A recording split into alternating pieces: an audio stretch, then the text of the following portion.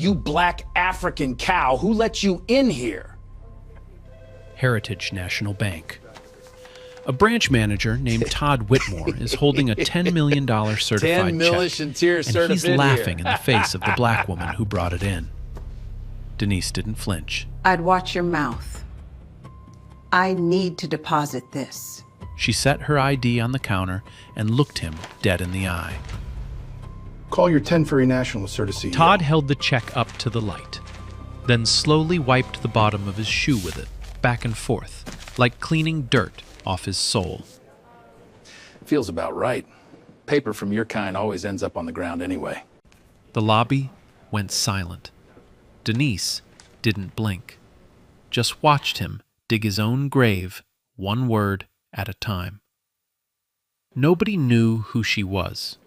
What happened next didn't just end Todd's career.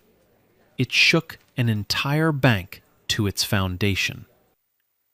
Whew, buckle up, because what this rich mother did next, that was just the beginning.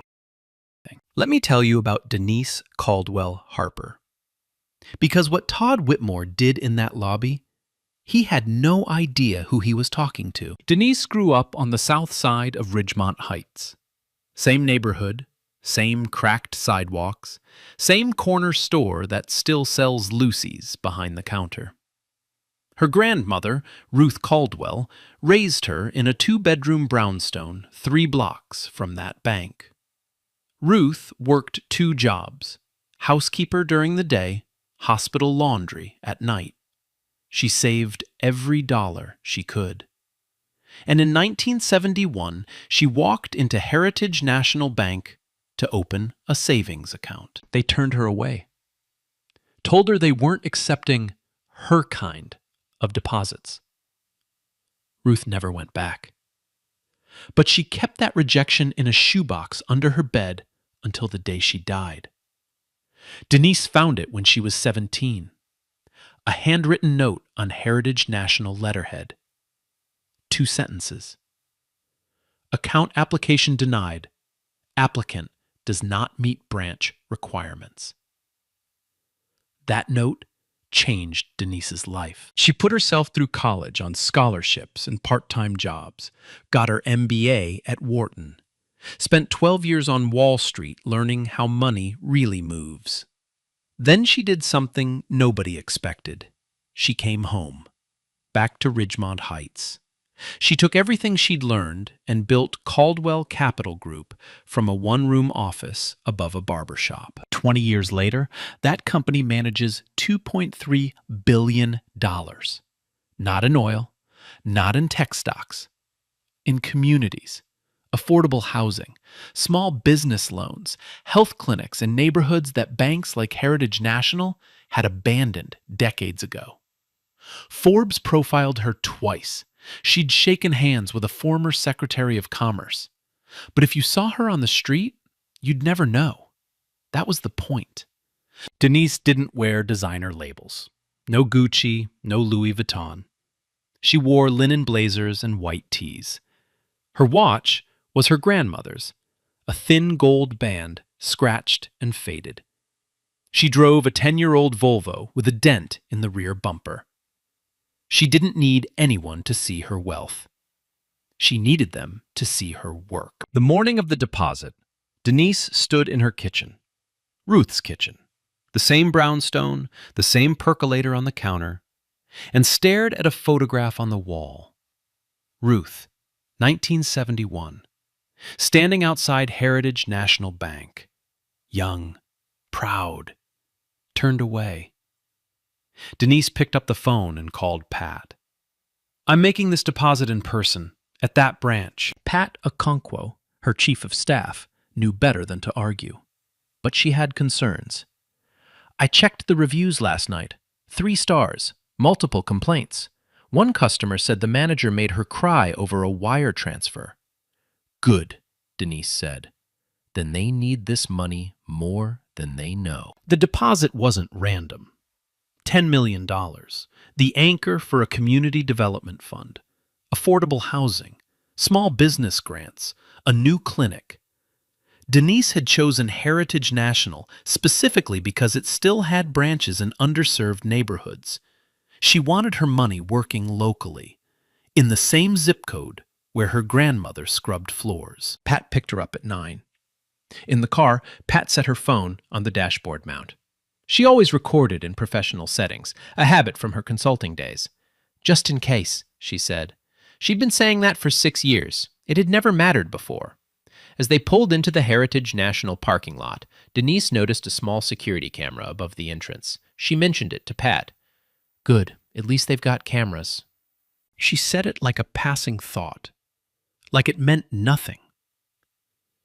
But Denise Caldwell Harper never said anything that meant nothing. She walked through those doors, expecting a transaction, a simple deposit, maybe a handshake from the manager.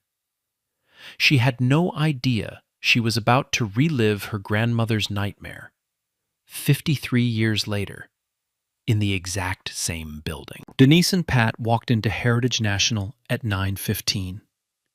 The lobby smelled like carpet cleaner and old coffee. Fluorescent lights buzzed overhead. A few customers waited in line. Normal Monday morning. A teller named Janelle Washington looked up from her screen and smiled. Warm, professional. "Good morning. How can I help you today?" Denise smiled back. "I'd like to open a commercial account and make a large deposit." Janelle took the check. Her eyes widened for just a second. $10 million. But she kept her composure. "Of course, ma'am. For a deposit this size, I'll need to bring in our branch manager. Standard procedure for anything over $100,000. Give me just a moment." Janelle picked up the phone. Denise heard her say, "Mr. Whitmore, I have a client at the counter with a significant deposit. Could you come out, please?" Pat set her phone on the counter, screen down, mic facing out. She'd done this 100 times. Nobody ever noticed. Nobody ever needed to. Until today. Todd Whitmore came around the corner like he owned the building. Navy suit, American flag lapel pin, signet ring, hair slicked back like he just stepped out of a board meeting he was never invited to.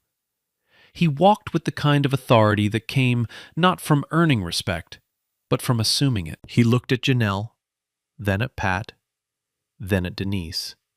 His eyes went from her face to her sneakers, from her linen jacket to her natural silver locks. He didn't extend his hand, didn't introduce himself. "This yours?" He nodded at the check on the counter. "It is," Denise said. "Certified. Issued by First Continental." Todd picked it up, held it between 2 fingers like it smelled. He turned it over, held it up to the fluorescent light, squinted at it the way you'd squint at a counterfeit bill from a street vendor. ID. Not, "May I see your ID?" Not, "Could you verify your identity?" Just ID. Denise placed her driver's license on the counter, then her passport, then the Articles of Incorporation for Caldwell Capital Group. 3 forms of identification, more than any deposit requires. Todd studied each one. Slowly. He held the passport up to the light, too. Compared the photo to her face, back and forth, like he was playing a game. Then, he set everything down and crossed his arms. "Ma'am, I'm going to need to run additional verification. Checks like this, from people like you, we see a lot of fraud." From people like you. Denise's jaw tightened, but her voice stayed level. "It's a certified cashier's check. You can verify it with 1 phone call to First Continental." Todd leaned forward, close enough that she could smell his cologne. "I'll decide what's necessary in my branch." Behind the counter, Janelle's hands had stopped moving.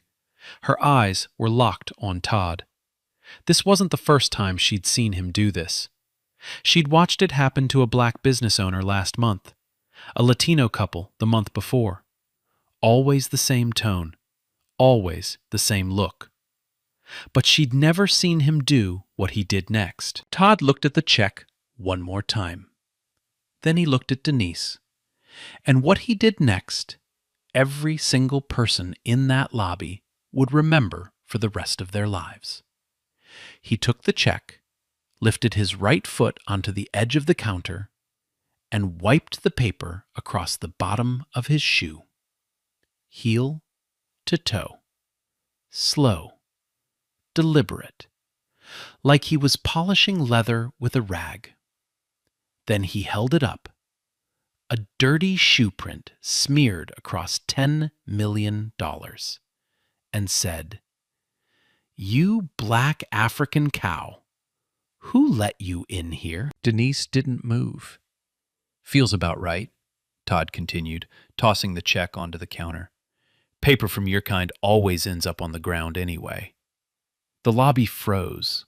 A woman near the door covered her mouth. An older man in a golf shirt looked at his shoes. Janelle gripped the edge of her keyboard so hard her knuckles turned white. Nobody spoke. Nobody intervened. That's the part that hurts the most, isn't it? Not just the man who does it, but the room full of people who watch it happen. Todd wasn't done. He straightened his tie, cleared his throat, and announced, loud enough for every corner of the lobby to hear, "I'm placing a fraud hold on this check. Ma'am, you'll need to leave the premises while we investigate." He reached for the check like he was going to confiscate it. Denise's hand came down on the counter first. Firm. Not aggressive, just there. "You're not taking my check, and you're not placing a hold on a certified instrument without calling the issuing bank. That's not procedure. That's harassment." Something shifted in Todd's face. He hadn't expected that. Women who looked like Denise, in his mind, were supposed to shrink, supposed to apologize, supposed to leave quietly and cry in the parking lot. That was the script he was used to. Denise wasn't reading from his script. Todd's neck turned red. He leaned in closer. "I'm the manager of this branch. I decide what happens in here, not you." "Then manage it properly," Denise said. "One phone call, First Continental. They'll verify the check in 30 seconds. Todd ignored her. He turned to the lobby and snapped his fingers at a young security guard standing near the entrance. "Darnell, come here." Darnell walked over slowly. He was 24, ex-military. He could read a room better than most people read books. And everything in this room was telling him the same thing. Something was very wrong, and it wasn't the woman with the check. "Escort these women out," Todd said. "This is a fraud situation." Darnell looked at Denise. Denise looked at Darnell. She didn't plead, didn't explain, just held his gaze with the quiet confidence of someone who'd been underestimated her entire life and had stopped caring about it a long time ago. Darnell turned back to Todd. "Sir, has the check been verified?" "That's not your concern." "With respect, sir, if there's no verified fraud, I can't remove a customer from the—" "I said escort them out, now." The lobby was watching. A young Latina woman near the window had her phone raised, not hiding it, recording. The older man in the golf shirt shifted in his seat, uncomfortable but silent. A mother near the ATM pulled her daughter behind her, whispering something about not getting involved. Pat stepped forward, phone in hand, visible. She looked at Todd and spoke clearly, calmly, like she was reading a legal document into the record. "My name is Patricia Okonkwo. I'm Chief of Staff to Denise Caldwell Harper, founder and CEO of Caldwell Capital Group. This deposit is part of a community reinvestment initiative personally coordinated with your CEO, Russell Avery. I am requesting that you contact Mr. Avery's office immediately." Todd stared at her. Then he laughed, a real laugh, not nervous, genuine amusement, like a man who just heard the funniest joke of his life. "Sure, honey. And I'm the Secretary of the Treasury." He turned to Darnell. "Get them out. Both of them. I'm done playing games." Darnell didn't move. Pat was already dialing. Not 911, not a lawyer, not the police. She was calling the one number Todd Whitmore should have prayed she didn't have. And on the other end of that line, Russell Avery, CEO of Heritage National Bank, picked up on the second ring. Man, just imagine that's you. You're standing there holding $10 million of your own money. And this man wipes his shoe with it, right in your face. And nobody says a word. How would you feel? Tell me in the comments. Pat pressed the speaker button. She didn't ask permission. She didn't need to. Russell Avery's voice came through clear and sharp, deep, commanding. The kind of voice you hear once and never forget. Every branch manager in Heritage National's system knew that voice. They heard it on quarterly calls, on training videos, on the company-wide voicemail that played every January. "Denise, is everything all right with the deposit?" Todd's smile disappeared. Not slowly, all at once, like someone had reached into his face and pulled it off. Denise leaned toward the phone, calm, measured, every word precise. "Russell, I'm at your Ridgemont Heights branch. Your manager has refused my deposit. He subjected me to an unauthorized fraud hold. He wiped my check across the bottom of his shoe. He called me a..." She paused, just long enough.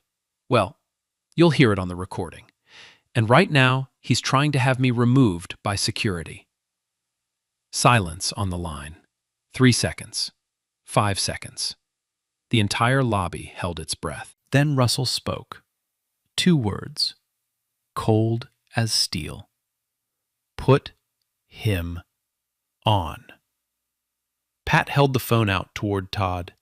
His hand was shaking when he took it. The signet ring on his finger caught the fluorescent light. His mouth opened, but nothing came out. Russell didn't wait. "Todd, do you know who you're talking to? Denise Caldwell Harper, Caldwell Capital Group. She's one of the most significant depositors we've courted in 3 years. Her firm manages $2.3 billion. $2.3 billion. And you wiped her check on your shoe?" Todd found his voice. Barely. "Sir, I was following fraud prevention Don't." Russell's voice dropped lower. "Don't you dare finish that sentence. I've seen the protocols. Nowhere in any manual does it say to humiliate a client in front of your entire branch. You stay right where you are. Don't touch that check. Don't speak to Miss Caldwell Harper. Don't speak to anyone. I'm sending someone from corporate right now." The line went dead. Todd stood there, holding Pat's phone like it was a grenade. His face had gone from red to white. The signet ring, the lapel pin, the slicked back hair. None of it mattered now. He looked like a man who just realized the floor underneath him had been gone for a while, and he was only now starting to fall. Darnell stepped back quietly. Janelle exhaled behind the counter. The older man in the golf shirt stared at his hands. And the young Latina woman near the window? She'd recorded everything. From the moment Todd wiped his shoe to the moment Russell Avery's voice filled the lobby. Every word, every frame. She posted it before Denise and Pat even left the building. The caption was simple. "Bank manager wipes $10 million check on his shoe because the client is black." Within 20 minutes, 200,000 views. Within an hour, 1.2 million. By that evening, 11 million people had watched Todd Whitmore destroy his career in real time. But the video was just the beginning. Because what nobody had found yet, the internal emails, the buried complaints, the pattern that went back years, that was about to blow the doors wide open. 6 hours after the video dropped, Heritage National Bank released a statement. 3 paragraphs, carefully worded, approved by legal. We are aware of an incident at our Ridgemont Heights location and are conducting an internal review. Heritage National is committed to serving all customers with dignity and respect. We will take appropriate action based on the findings of our investigation. Read that again. No mention of Todd. No mention of what he did. No mention of the shoe. No mention of the slur. No apology. Just an incident. Like a spilled coffee. Like a parking lot fender bender. The internet wasn't having it. Within hours, the hashtag #ShoeCheckChallenge was trending nationwide. People posted videos of themselves wiping checks on their shoes, holding them up to the camera and asking, "Is this how you verify a deposit at Heritage National?" A comedian with 8 million followers did a skit in a fake bank lobby. A civil rights attorney posted a breakdown of every federal law Todd Whitmore violated in under 4 minutes. A former bank examiner went on cable news and said, on live television, "That man didn't follow any protocol I've ever seen. What he followed was his prejudice." But here's how this always works. You know it, I know it. The moment a black woman stands up for herself, the machine starts spinning the other way. The counter-narrative showed up right on schedule. Comment sections filled with the usual poison. We don't know the full story. What if the check really was fake? She should have dressed more professionally. Why didn't she just go to another branch? Always the same playbook. Always blaming the person who got hurt instead of the person who did the hurting. 12 hours after the video, Todd Whitmore's lawyer released a statement. Todd was following standard fraud prevention protocols. The shoe gesture was testing a security feature of the check paper. The situation had been taken out of context by social media. Banking experts tore that apart in minutes. Certified cashier's checks don't have ink rub security features. There is no shoe test in any fraud manual ever written. The explanation was a lie, and everyone with 5 minutes and a search engine could prove it. But Heritage National wasn't done protecting itself. And this is the part that should make your blood boil. The next morning, Janelle Washington, the teller, the one who smiled at Denise, the one who did everything right, the one who processed hundreds of large deposits without a single error, Janelle was placed on administrative leave. Not Todd, Janelle. The official reason? Pending investigation into whether proper procedures were followed at the counter. But Janelle hadn't made a mistake. She hadn't violated a single policy. She'd done her job exactly the way she was trained to do it. The real reason was simpler and uglier. Janelle had been talking to a journalist. Someone from the Ridgemont Chronicle had reached out to her the night the video went viral, asked her if she'd seen things like this before, asked if she'd be willing to share what she knew. Janelle hadn't answered yet. She was still thinking about it. But somehow Heritage National found out about the call, and instead of disciplining the man who humiliated a customer on camera, they punished the woman who was thinking about telling the truth. That night, Janelle sat in her apartment, small place, 1 bedroom, photos of her 6-year-old daughter on the refrigerator. She called her mother and tried to hold it together. She almost made it. "Mama, I did everything right. Everything. And they're punishing me for it." Her voice cracked. "Because I was going to tell the truth. That's it. That's all I did."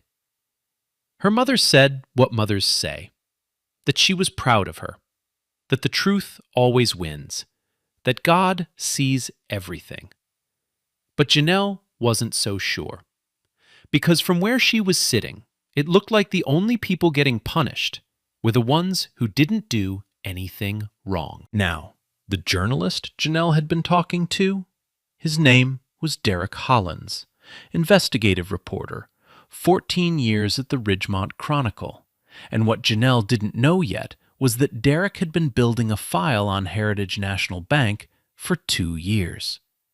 Todd Whitmore wasn't the disease.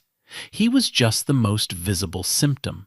And Derek was about to show the world exactly how deep the infection went. Derek Hollins had a rule: never publish until the evidence is so heavy that denial collapses under its own weight. He'd been following that rule for 2 years, building, collecting, waiting. The Denise Caldwell Harper video wasn't his story. It was the door that finally opened his story. Derek's file on Heritage National Bank started with a tip from a former employee in 2022, a compliance officer who'd been fired after raising concerns internally. That tip led to a public records request. That request led to data. And that data told a story that no PR statement could spin away. Here's what Derek found.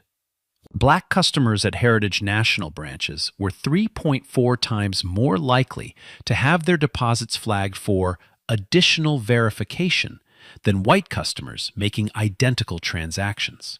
Same amounts, same account types, same documentation. The only difference was the face behind the counter. Latino customers? 2.7 times more likely. This wasn't one branch. This was system-wide. 14 branches across 3 states, thousands of transactions, years of data. The pattern was so consistent, it couldn't be coincidence. It couldn't be a few bad employees. It was policy, even if nobody wrote it down. Except somebody did write it down. In March 2022, Heritage National's regional management sent an internal memo to all branch managers. Derek had a copy.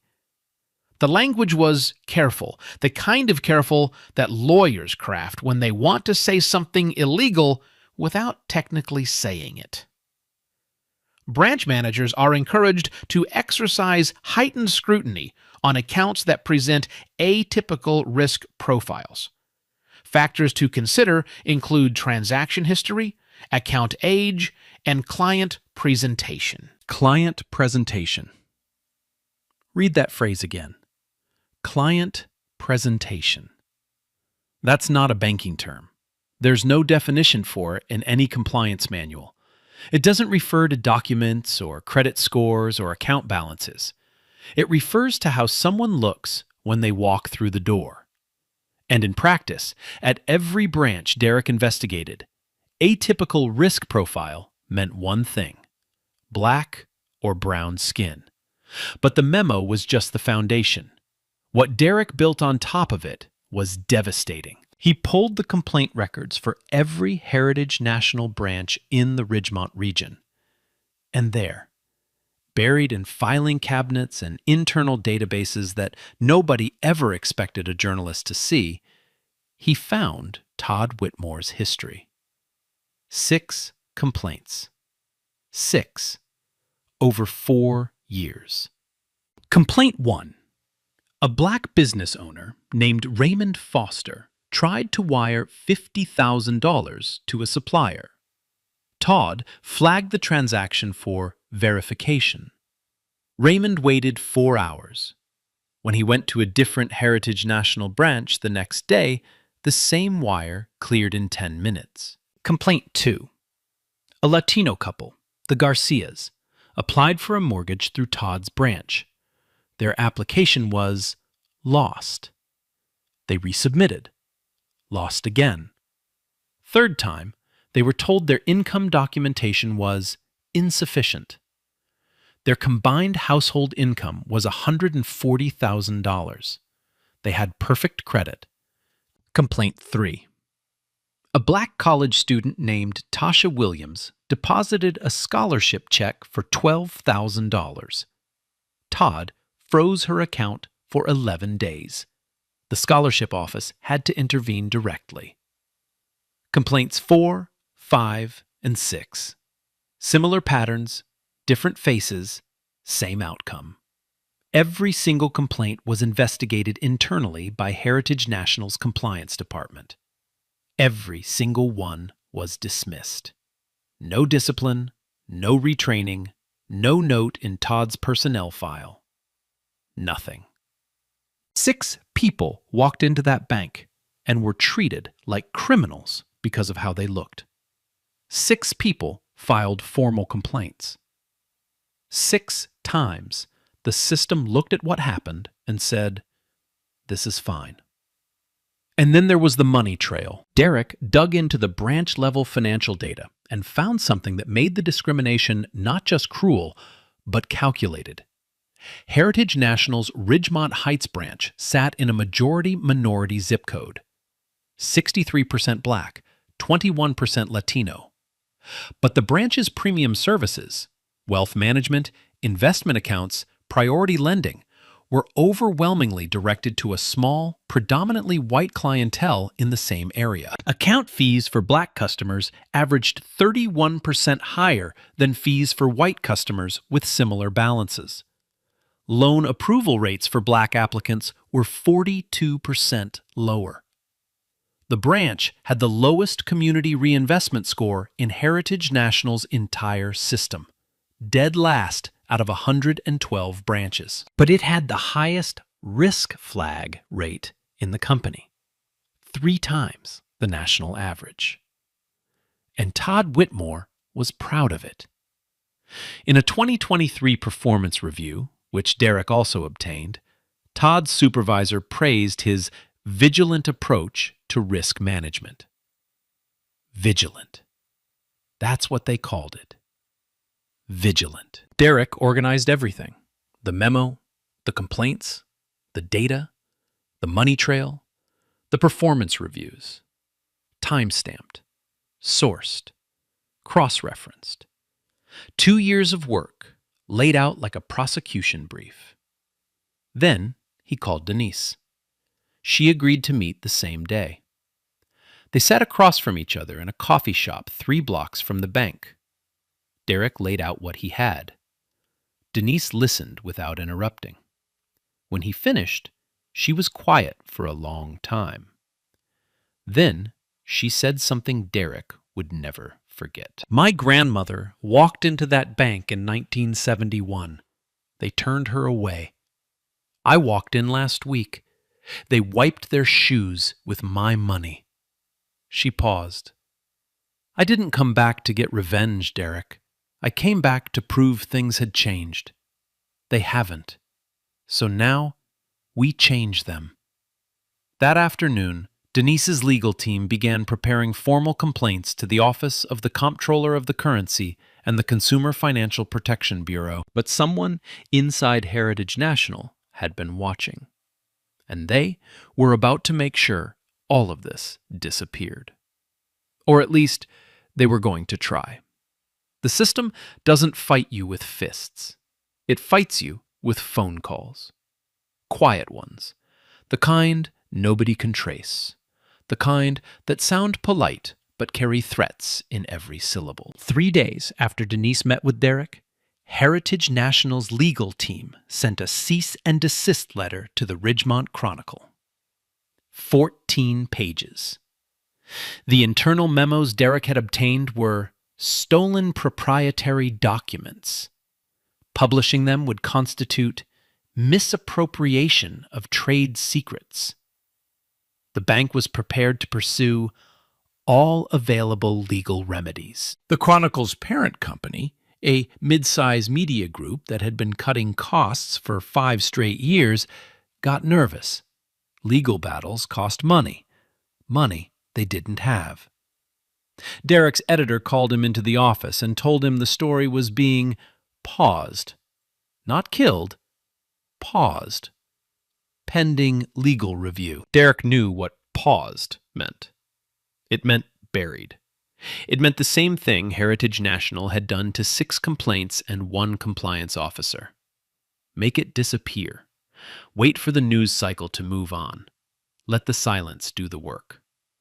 But the cease and desist was just the beginning. Denise's other banking relationships started shifting. 2 partner banks that had committed funding for the Community Development Initiative suddenly needed additional time to finalize their positions. A third sent a letter citing reputational considerations and requesting a meeting to reassess the partnership. Somebody was making calls. Denise couldn't prove who. But in a world where a handful of executives play golf together every Saturday, she didn't need a phone record to connect the dots. Then it got personal. A social media campaign appeared overnight. Coordinated, professional. The kind that doesn't come from angry strangers. It comes from a firm that gets paid to destroy reputations. The narrative was simple. Denise Caldwell Harper was a race-baiting activist who had staged the incident for publicity. She was exploiting racial tension for personal gain. She was the real bully in that lobby. A doctored version of the lobby video started circulating. Edited. The shoe wiping was cut out. Todd's slur was removed. What remained made it look like Denise had walked in, caused a scene, and refused to cooperate with a routine fraud check. The edited video got 4 million views in 2 days. Pat started receiving messages. Anonymous. Her home address listed in the text. We know where you work. Drop this, or we drop you. She changed her locks that night and slept with the lights on. Janelle's landlord called her the next week. After 6 years in the same apartment, he suddenly needed to sell the building. She had 30 days to vacate. No negotiation, no extension. Janelle had a 6-year-old daughter and nowhere to go. And Denise? Denise sat in her grandmother's kitchen at 2 a.m. The same kitchen, the same table, the same cracked tile floor Ruth used to mop every Sunday after church. The percolator was cold. The house was quiet. She held the photograph from 1971.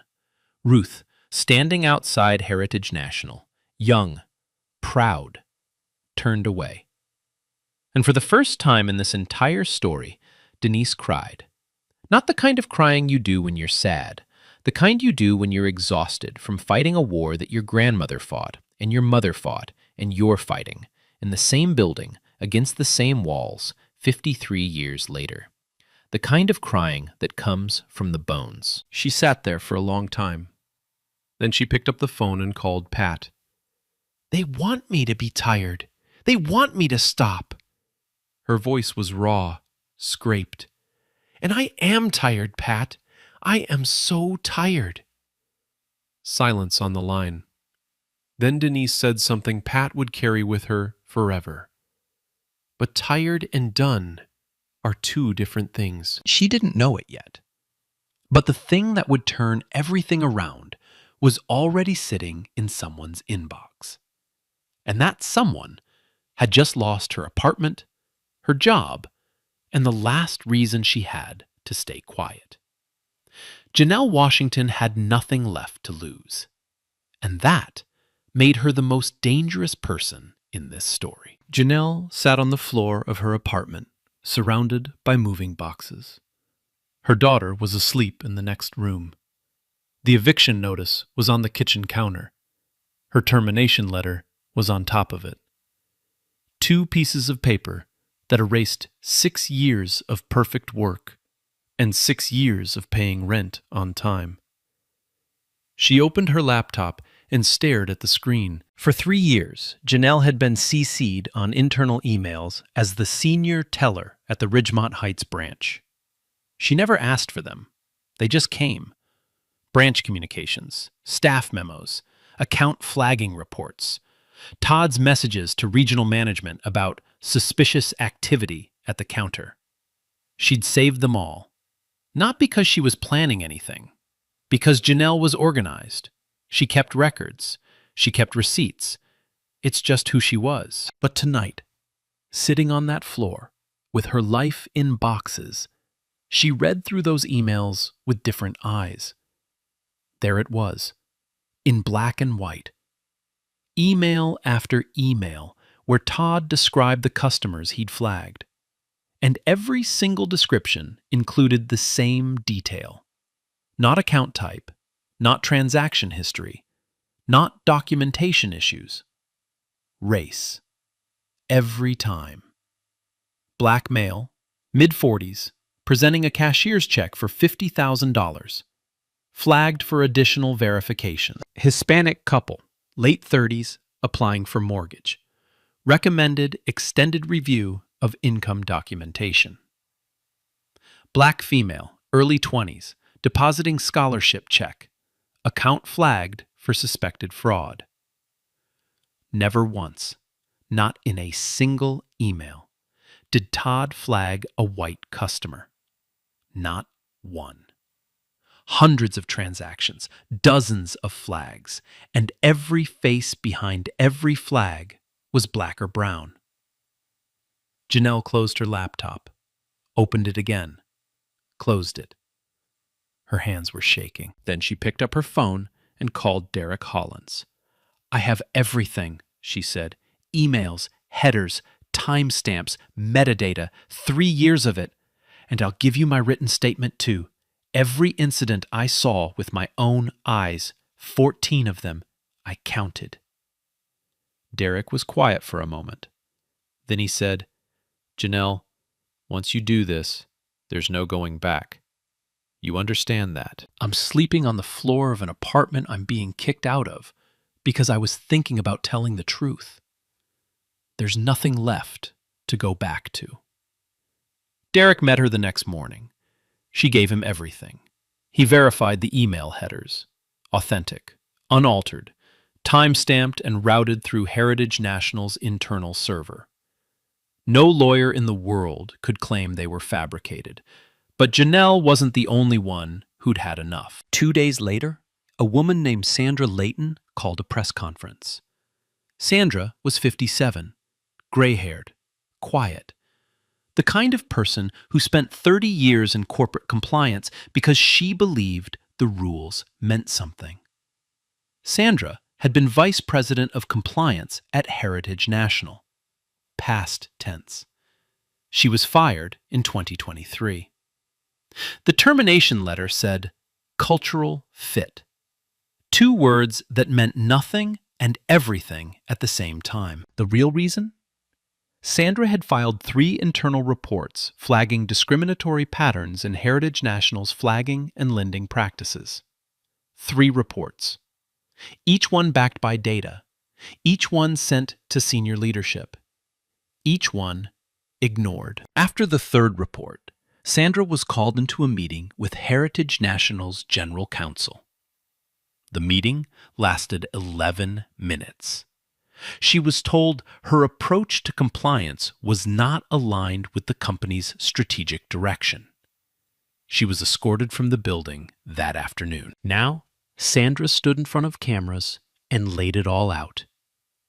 The reports she filed, the responses she received, or didn't receive, her termination letter, and a single sentence that cut through every corporate excuse Heritage National had ever made. "I told them what was happening. I showed them the numbers. They chose not to see it." That's not negligence. That's a decision. The story was no longer about Todd Whitmore. It was about the machine that built Todd Whitmore, the system that trained him, rewarded him, protected him, and fired anyone who pointed out what he was doing. And then the dam broke. Former Heritage National customers started coming forward, one by one, then by the dozen. A retired black school teacher denied a home equity loan despite a perfect credit score and 40 years of on-time mortgage payments. a black veteran whose GI Bill deposit was held for investigation for 11 days, while his rent came due. A mixed-race couple told they didn't qualify for a small business loan, only to watch a white applicant with a lower credit score get approved the same afternoon. Derek had his story.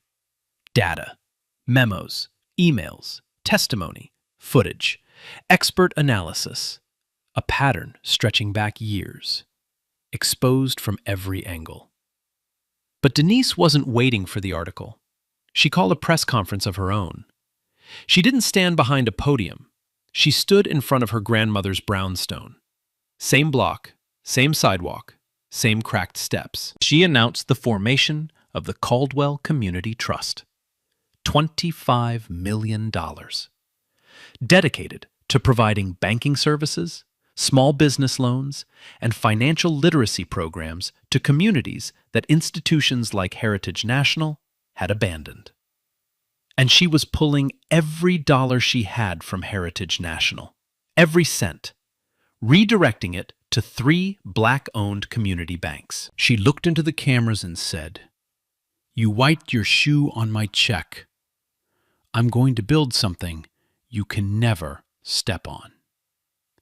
That clip alone got 9 million views overnight. But the real earthquake was coming, because the next morning, the OCC opened its formal investigation. Heritage National stock dropped 8% before the markets even opened. And Russell Avery, the CEO who'd said, "You're done," on the phone, realized this wasn't a brush fire anymore. This was an inferno, and it was heading straight for him. Denise lit the match. The internet poured gasoline. Within 24 hours of her press conference, the hashtag #BankBlack was everywhere. Not just trending, exploding. Twitter, Instagram, TikTok, Facebook, every platform, every demographic. People who had never heard of Denise Caldwell Harper were sharing her clip, tagging their banks, and asking one question: where is my money really going? And then something happened that nobody, not Heritage National, not the media, not even Denise, expected. Other people started moving their money. A prominent black tech founder in Atlanta posted a screenshot of a wire transfer. $40 million. Moved from a national bank to a black-owned credit union. Caption: "If they don't respect us, they don't deserve us. Bank Black." A retired black NFL player in Houston did the same. $12 million. Posted the receipt. Tagged Denise. Tagged Heritage National. Said 3 words: "We see you." A black cardiologist in Chicago. A black-owned construction firm in Detroit. A group of Howard University alumni who organized a collective transfer of $6 million in 48 hours. Each one posted their receipts. Each one tagged Bank Black. Each one said the same thing in 100 different ways. Enough. Heritage National's customer service lines collapsed. Hold times hit 3 hours. Their social media team couldn't delete comments fast enough. Every post the bank made about anything, a holiday greeting, a savings rate promotion, was buried under thousands of replies. The same video, the same shoe, the same question. Is this how you treat your customers? But the wave wasn't just online. It was in the streets. It was in the churches. It was in the barber shops and beauty salons and community centers, where people had been talking about this kind of thing for years. Quietly, privately, to each other, and were now saying it out loud. Derek published his investigation, not in the Chronicle. They were still paused behind legal threats. So he did something better. He went live. A live stream, 3 hours long. Derek sat at a desk with a camera, a microphone, and 2 years of evidence. He showed the documents on screen, the internal memo, the complaint records. The account data is broken down by race. He played Janelle's interview. He played Sandra Layton's press conference. He walked through the money trail, branch by branch, number by number. The live stream peaked at 340,000 concurrent viewers. Clips were cut and shared millions of times within hours. Cable news picked it up, CNN, MS, NBC. Fox had a panel arguing about it for 45 minutes. Congressional offices started making phone calls. Heritage National's board of directors held an emergency session that evening, behind closed doors, but the cracks were already showing. 3 board members released a joint public statement calling for a full independent audit of all branch-level practices. 2 major institutional investors, pension funds managing billions, announced they were reviewing their position in Heritage National stock. The stock dropped another 4%. And Todd Whitmore? Finally, 48 hours too late, and only because the cameras forced their hand, Heritage National placed him on administrative leave. Not terminated, not fired, administrative leave. Full pay, full benefits. The same company that fired Janelle in 3 days gave Todd a paid vacation. But everyone knew the real reckoning was coming. The OCC investigation was moving fast. Congressional hearings were being scheduled. And Denise Caldwell Harper had one more piece of evidence that nobody, not Derek, not Sandra, not even Pat, knew about yet. She'd been saving it, waiting for the right room, the right cameras, the right moment. That moment was 72 hours away. The hearing room was packed. Standing room only. C-SPAN cameras lined the back wall. Press rows overflowed into the hallway. Every major network had a crew. Every major newspaper had a reporter. And somewhere in the back, a 17-year-old girl was live streaming the whole thing on her phone to 200,000 viewers. Denise sat at the witness table. Same linen blazer she wore to the bank, same white tee, same scratched gold watch. She didn't dress up. She didn't dress down. She showed up exactly as herself. Deliberate. Unmistakable. At a separate table sat Russell Avery and Heritage National's legal team. 4 lawyers in matching charcoal suits. Russell looked like he hadn't slept in a week. Behind them, technically a spectator, technically nobody, sat Todd Whitmore. He'd been subpoenaed. He had his own lawyer now, a young guy who kept whispering in his ear. Todd's face was the color of old paper. The committee chair opened the session. Introductions, procedural language. The room was restless. Everyone knew why they were here. Then Denise was called to speak. She didn't use notes. She didn't read from a script. She looked at the committee, 7 members, 4 men, 3 women, and spoke the way she always spoke. Clear, steady, like every word had been measured twice before it left her mouth. In 1971, my grandmother Ruth Caldwell walked into Heritage National Bank on Ridgemont Avenue and asked to open a savings account. She was a housekeeper. She worked 2 jobs. She had $312 in cash, money she had saved over 18 months. They turned her away. The branch manager told her they were not accepting her kind of deposits. Denise paused. The hearing room was silent. 53 years later, I walked into the same bank. Same address, same building. I had a certified check for $10 million. And the branch manager wiped it on his shoe and called me a black African cow. She let that sit, Nobody moved. But this hearing isn't about one check, and it isn't about one manager. It's about one system. She turned to the screen behind her. Pat advanced the slides. Data filled the wall. Derek's numbers, Sandra's reports, Janelle's emails, every receipt, every complaint, every memo, time-stamped, sourced, and projected 10 feet tall for the cameras and the country to see.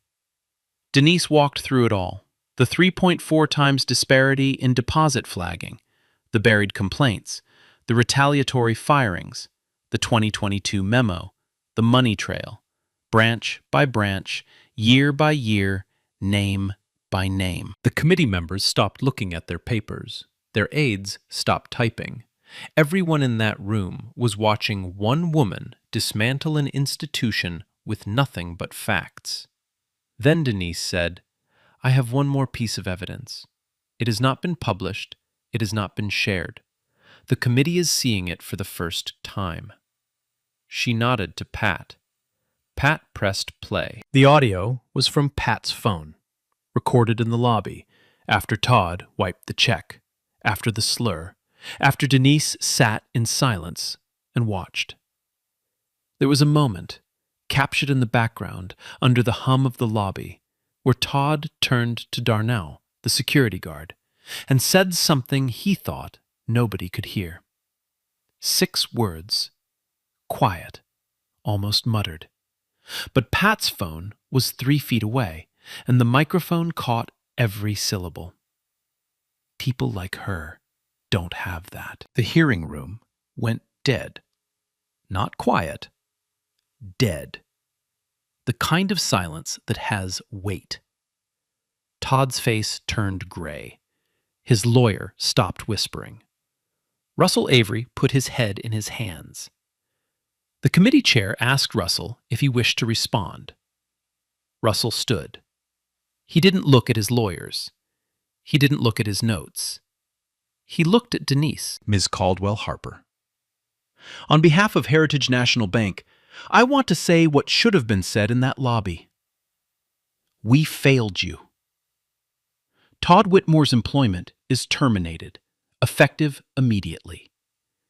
We are commissioning a full independent audit of every branch, every complaint, every loan decision in our system.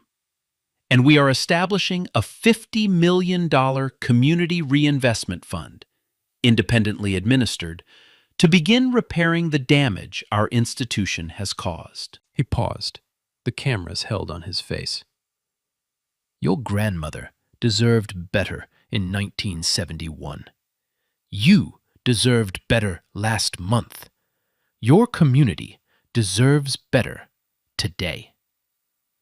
Denise didn't nod, didn't smile. She looked at Russell the way you look at someone who finally said the right thing, but 53 years too late. The gallery erupted, the live stream comments exploded, and somewhere in the back row, Janelle Washington wiped her eyes and held her phone a little tighter. But Denise wasn't finished. Because the Caldwell Community Trust had just received its first outside donation that morning, and the name on the check was one that nobody in that room saw coming. Here's how it ended, and here's how it began again. Todd Whitmore was terminated. Not suspended, not reassigned, terminated. The OCC opened a formal individual investigation into his conduct. All 6 previously buried complaints were reopened. His vigilant risk management was reclassified as what it always was, a pattern of racial discrimination documented across 4 years and exposed in 4 minutes of lobby footage. Heritage National Bank was fined $12 million. The independent audit Russell Avery promised began within 2 weeks. Within 2 months, 3 senior regional managers, the ones who had signed off on dismissing every complaint, who had praised Todd's numbers, who had approved the memo about client presentation, quietly resigned. No press conference, no statement, just gone. Sandra Layton, The compliance officer who told the truth and got fired for it was hired by the Consumer Financial Protection Bureau as a senior consultant on institutional discrimination. The reports Heritage National ignored became the foundation of new federal guidelines. And Janelle Washington? Rehired. Back pay for every missed check. A promotion to Senior Client Services Manager. And a written apology. Not from corporate communications, not from legal, but from Russell Avery personally. Hand-signed. Delivered to her door. Janelle framed it. Not because she forgave them, because she wanted her daughter to see it. To know that telling the truth costs something. But silence costs more. The Caldwell Community Trust was fully funded within 60 days. $25 million. First loans dispersed within 90 days. The charter carried one name at the top, Ruth Caldwell. The grandmother who was turned away. The woman who kept that rejection letter in a shoebox until the day she died. On a Tuesday morning, 3 months after the hearing, Denise walked into First Unity Savings Bank. Small, black-owned, 2 tellers, 1 lobby, no marble floors, no fluorescent lights. She handed the teller a check. $10 million.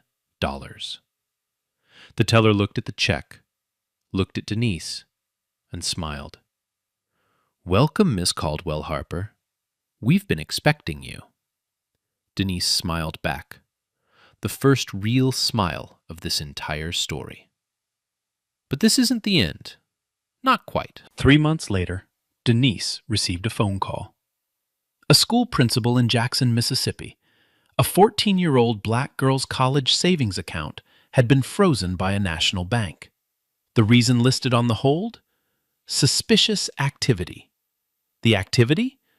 Birthday deposits from her grandmother. $10, $20, $50, every year since the girl was born. Suspicious. Denise picked up the phone. If this story moved you, if you've ever been that person at the counter, or you know someone who has, hit subscribe so you don't miss what Denise does next. Drop your story in the comments. Share this video with someone who needs to hear it.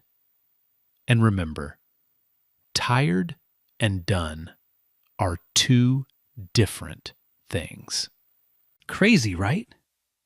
One woman walked into a bank with $10 million and got treated like she was nothing. Now imagine that's your mother, your sister, your daughter. Still okay with staying quiet? Like, share, subscribe. This ain't over.